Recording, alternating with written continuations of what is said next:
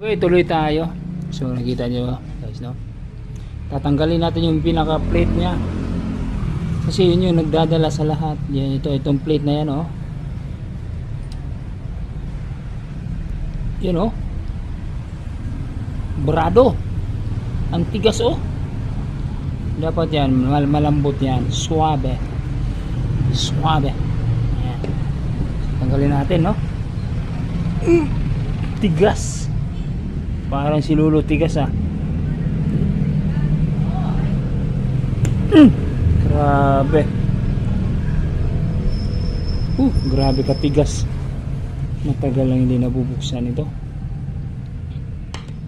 So ito magkahasing haba ito. So ayan. So kung nakuha na, tanggalin mo yung lock.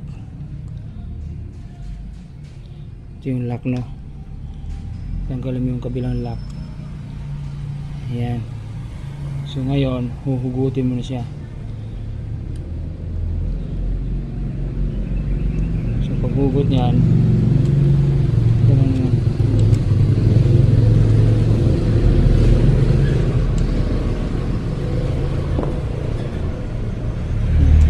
yan, hugot na.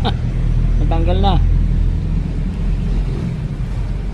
So kita nyo guys, napakarumi, oh.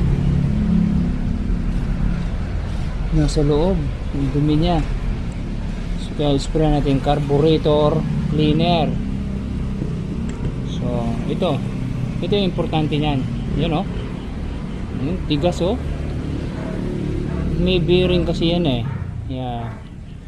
So kailangan malinis yan, malagyan ng grasa. So tanggalin natin yung lock. Ito yung lock nya, no? 4 na lock yan. So may bearing yan, na ang bearing yan ay 51 bearing.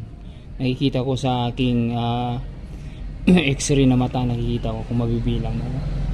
So ingatan mo na wag yang mahulog, delikado.